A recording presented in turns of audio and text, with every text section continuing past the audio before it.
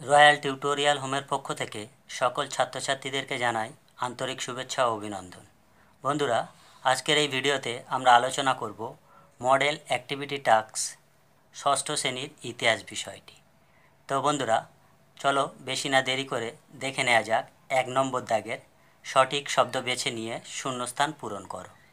তো দেখে নাও 1-এর 1 প্রথম যে প্রশ্নটা আছে, মৌর্য বংশের প্রতিষ্ঠাতা ছিলেন। তো দেখো, প্রথম অপশান দেওয়া আছে চন্দ্রগুপ্ত মৌর্য, দ্বিতীয় অপশান দেওয়া আছে বিন্দুসার, পরবর্তী অপশান দেওয়া আছে অশোক। তো সঠিক উত্তরটি হবে চন্দ্রগুপ্ত মৌর্য। দেখে নেব পরবর্তী প্রশ্ন 1-এর 2 অশোকের আমলে সংগঠিত হয়েছিল।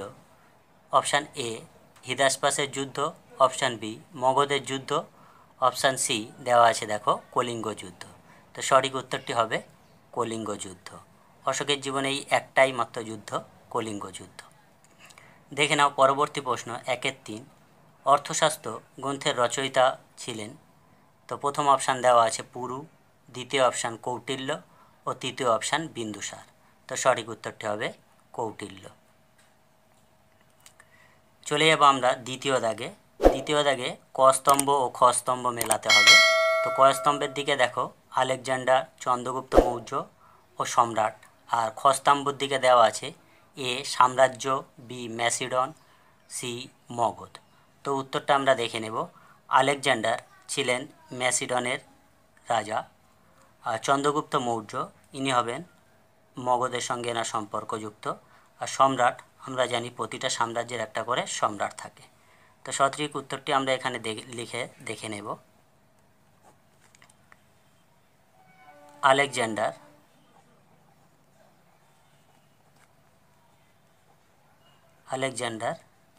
উনি হচ্ছেন ম্যাসিডন।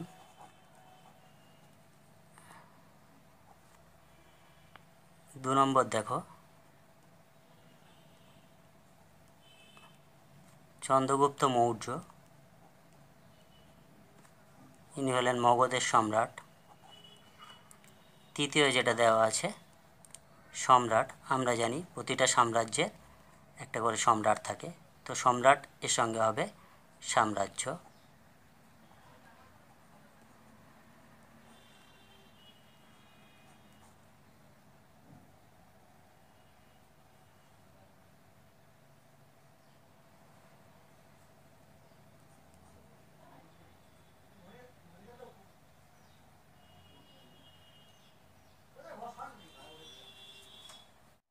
তো বন্ধুরা, দেখে নেব 3-এর দাগেরগুলো।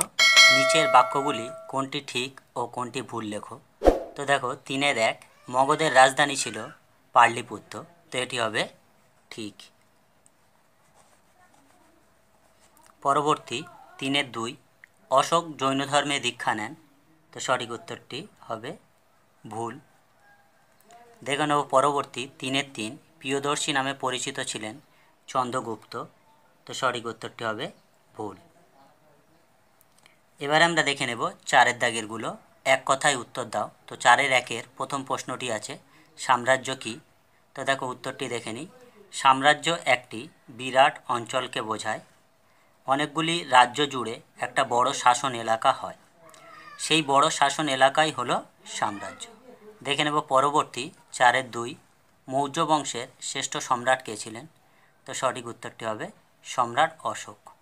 মৌর্য বংশের শ্রেষ্ঠ সম্রাট ছিলেন অশোক।